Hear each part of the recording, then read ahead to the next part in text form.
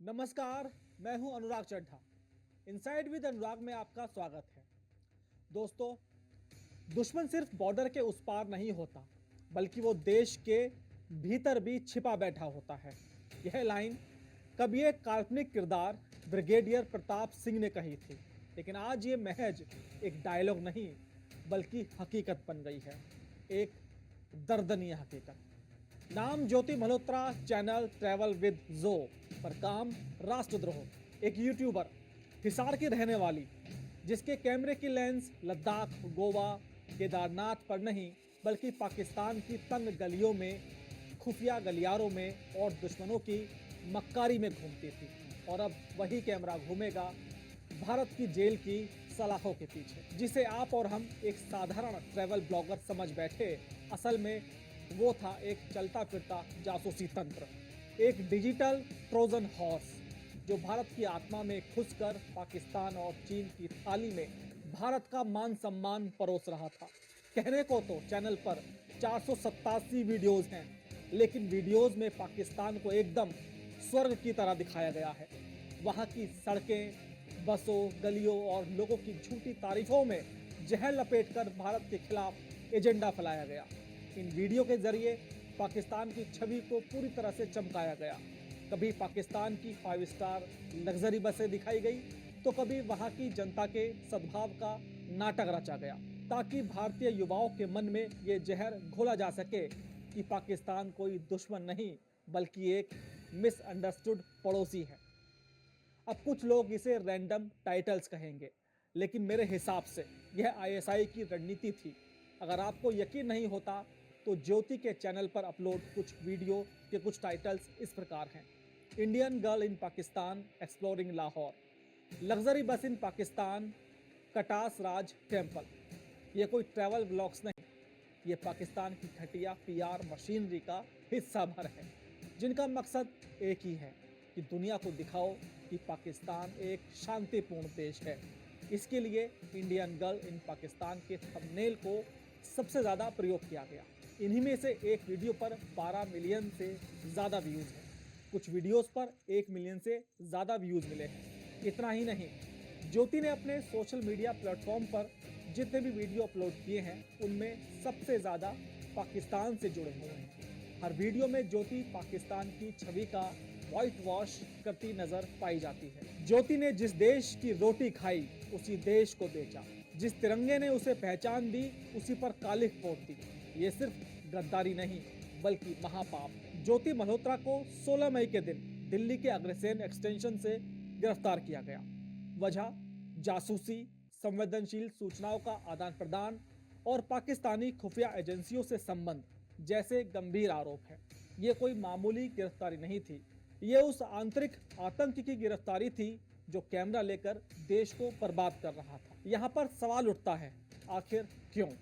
एक मामूली यूट्यूबर इस हद तक क्यों गई? उत्तर एक ही है: पैसा, लालच और ऐशो आराम की भारी भूख। 58 गज के मकान में पिता के साथ रहने वाली इस लड़की को करोड़ों की दुनिया चाहिए थी।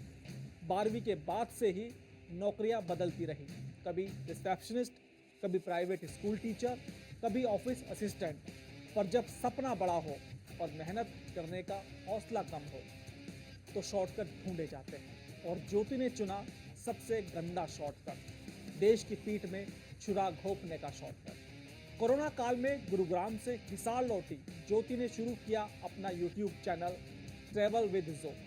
यहीं से जिंदगी की कहानी ने मोड़ ले लिया। बड़ी गाड़ियों में घूमने का शौक, बड़े बड़े लोगों के साथ उठने बैठने, खाने पीने और बैंक खाते में मोटी रकम रखने की चाह ने ज्योति को देश विरोधी गतिविधियों की राह पर धकेल दिया। ज्योति अपने चैनल पर वीडियोस बनाने लगी। शुरुआत में व्यूज ज़्यादा नहीं आते थे, इसके चलते ट्रैवल ब्लॉगिंग का काम शुरू कर दिया। ज्योति मल्होत्रा ने ट्रैवल ब्लॉगिंग के लिए 22 अक्टूबर 2018 को अपना पासपोर्ट बनवाया था, और इसी कड़ी में वह दिल्ली में पाकिस्तान उच्चायोग के कर्मचारी एहसान उर रहीम उर्फ दानिश के संपर्क में आई। और फिर शुरू हुआ देश के दुश्मनों से प्यार मोहब्बत, पार्टी, इफ्तारी, फ्री टिप्स और भारत से गद्दारी का सफर। दोनों की बातें होने लगी। भारत विरोधी सुर आपस में मिलकर प्रेम गीत गाने लगे। ज्योति का दानिश से गहरा जुड़ाव हो चुका था। जुड़ाव इतना गहरा था कि उसने इसी महीने दिल्ली में उससे मुलाकात भी की थी। आलम यह था कि वह चौथी बार पाकिस्तान जाने की तैयारी में थी और वीज़ा के लिए अप्लाई भी किया था। आईबी के इनपुट के अनुसार ज्योति 2 बार दिल्ली से सिख जत्थे बंदी के साथ एक बार अकेली करतारपुर साहिब गुरुद्वारा दर्शन करने पाकिस्तान जा चुकी है। अब यह दर्शन के लिए था या फिर करतारपुर साहिब की आड़ में आईएसआई के एजेंट से मिलने का कवर प्लान, क्या मालूम। लेकिन इतना तो साफ था कि पाकिस्तान ज्योति को अपने मोहरे की तरह इस्तेमाल कर रहा था। कल तक जो ज्योति एक मामूली ट्रैवल ब्लॉगर थी, वो आज पाकिस्तान उच्चायोग में इफ्तार पार्टियों में शरीक हो रही थी। दानिश नाम के एजेंट के साथ हंसी ठिठोली कर रही थी। इन्हीं पार्टियों में ज्योति की मुलाकात हुई शाकिर, राणा शहबाज और पाकिस्तानी इंटेलिजेंस एजेंट से। ज्योति ने पुलिस को पूछताछ में बताया कि इंटेलिजेंसी और पाकिस्तान सुरक्षा एजेंसी के अधिकारियों से मिलने के साथ ही उसकी मुलाकात शाकिर और राणा शहबाज से करवाई गई थी। मोबाइल नंबर का आदान प्रदान होने के बाद वह भारत वापस आ गई। इंटरनेट मीडिया के माध्यम से उनके संपर्क में रही। परिवार, दोस्तों व किसी को शक न हो, इसके लिए उसने शाकिर का नंबर भी जट रंधावा के नाम से सेव कर लिया। शाकिर सहित पाकिस्तान के कई अधिकारियों व खुफिया एजेंसी के लोगों को उसने अपने इंटरनेट मीडिया अकाउंट के माध्यम से सूचनाएं भी दी। और फिर क्या, व्हाट्सएप, टेलीग्राम, स्नैपचैट के जरिए इंफॉर्मेशन लेन देन का सिलसिला शुरू हो गया। अब सवाल यह भी उठता है कि ज्योति मल्होत्रा के पास इतनी खुफिया जानकारी कैसे आई। तो मैं आपको बता दूं कि खुफिया जानकारी ज्योति को मिली, उसने पाकिस्तान को दी या नहीं, ये तो जांच में पता चलेगा। लेकिन देश के आंतरिक मसले, सियासी माहौल और जनता का रुख भी दुश्मन के प्लान को अंजाम के लिए बताना काफ़ी होता है। उदाहरण के तौर पर मान लीजिए कि आपको पता चल जाए कि किसी देश में आंतरिक गृह युद्ध चल रहा है और सरकार व जनता के बीच में बात नहीं बन रही है, तो ऐसे में उस देश पर हमला करके उसे हराना बहुत आसान होता है। ऐसे में इस तरह की जानकारी बहुत अहम होती है। इतना ही नहीं, ज्योति ने चीन जाने की भी योजना बनाई थी। ज्योति के चैनल पर मौजूद एक वीडियो में वह साफ कहती हुई सुनी जा सकती है। वीडियो में ज्योति पंजाबी भाषा में बात करते दिख रही है। ज्योति कहती है कि क्या अरेंजमेंट किए हैं दानिश जी, की हाल है, इन्हें रिस्पेक्ट देख के दिल खुश हो गया। ए कौन है? तोड़ी बेगम, अस्सलाम वालेकुम, मिलकर बहुत खुश हुई। आप भी आओ हमारे हरियाणा में, हमारे गांव की खातिरदारी देखकर आपको बहुत अच्छा लगेगा। ये संवाद उस वीडियो के हैं जिसमें ज्योति पाकिस्तान उच्चायोग में आयोजित इफ्तार पार्टी में दानिश और उनकी पत्नी के साथ मुलाकात के दौरान बात कर रही है। ज्योति ने इस पार्टी में चीन के अधिकारियों से भी मुलाकात की। उसने कहा कि लव टू गो चाइना, कब दे रहे हो वीज़ा? क्या ये सिर्फ ट्रैवल के लिए था या फिर जासूसी नेटवर्क को इंटरनेशनल पर ले जाने की प्लानिंग थी? वीडियो और सबूतों से साफ पता चलता है कि ज्योति मल्होत्रा कोई ट्रैवल ब्लॉगर नहीं, बल्कि एक मल्टीनेशनल गद्दार थी। इतना ही नहीं, ज्योति और आईएसआई के कनेक्शन जो जोड़े जा रहे हैं, उसके तार कहीं ना कहीं अब पहलगाम से भी होकर निकलते हैं। पहलगाम हमले से 3 महीने पहले ज्योति मल्होत्रा वहां पर मौजूद थी। सिर्फ ट्रिप पर थी, रैकी पर, सिर्फ ब्लॉगिंग थी, या फिर अपने आतंकी आकाओं के लिए उसने पहलगाम का एक ब्लूप्रिंट तैयार करके उनको दिया था? इसकी जांच अभी चल रही है। मौजूदा जांच में फिलहाल ये पता चला है कि जब देश ऑपरेशन सिंदूर चला रहा था, जब देश भर में वीरांगनाओं की जय जयकार हो रही थी, तब ये महिला सीमा पार आईएसआई को सलाम भेज रही थी। कितनी शर्मनाक, कितनी घिनौनी गद्दारी पर थी। एसपी हिसार शशांक कुमार सावन ने प्रेस कॉन्फ्रेंस में बताया कि ज्योति मल्होत्रा प्रायोजित यात्राओं पर पाकिस्तान जाती थी। वह पहलगाम हमले से पहले पाकिस्तान में थी।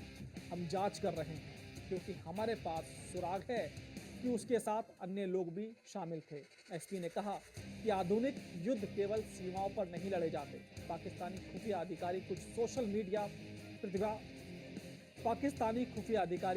सोशल मीडिया प्रभावशाली लोगों की भर्ती कराने की कोशिश कर रही है और वे इसका इस्तेमाल अपने संदेश को आगे बढ़ाने के लिए करते हैं। एसपी हिसार शशांक के बयानों को अगर समझें तो समझ में आता है कि ज्योति मल्होत्रा एक चेहरा मात्र है। इसके पीछे एक पूरा नेटवर्क है। हरियाणा से पंजाब, दिल्ली से मलेरकोटला तक देश के दुश्मनों ने डिजिटल जाल बिछा रखा है। कैमरे, ब्लॉग्स, इंटरनेट की परछाइयों में ये राष्ट्रद्रोही भारत की नींव खोद रहे हैं। अब सवाल ये है कि क्या हम ऐसे गद्दारों को माफ़ करें जो आई लव इंडिया लिखते हैं पर आईएसआई के लिए काम करते हैं। अब सवाल ये है कि क्या हम ऐसे गद्दारों को माफ़ करें जो आई लव इंडिया तो लिखते हैं पर आईएसआई के लिए काम करते हैं। नहीं, 100 बार नहीं। इनके लिए कोई माफ़ी नहीं, सिर्फ और सिर्फ सज़ा, और सज़ा भी ऐसी जो आने वाली पीढ़ियों के लिए नसीहत बन जाए। आज ये खतरा बॉर्डर पर नहीं, वाईफाई में है, कॉल लॉग में है, कैमरे के पीछे है। जब तक हर डिजिटल गद्दार का मुंह काला नहीं किया जाएगा, भारत शांत नहीं बैठेगा। अब वक्त है हर उस ज्योति को बेनकाब करने का जो उजाले का नहीं, अंधकार का प्रतीक बन चुकी है। अब वक्त है देशभक्ति की आग में गद्दारी की हर परछाई को जलाने का। और अंत में मैं सिर्फ इतना ही कहना चाहूँगा कि देश की रगों में जो खून बहता है वो सिर्फ देशभक्ति से तपना चाहिए, गद्दारी से नहीं।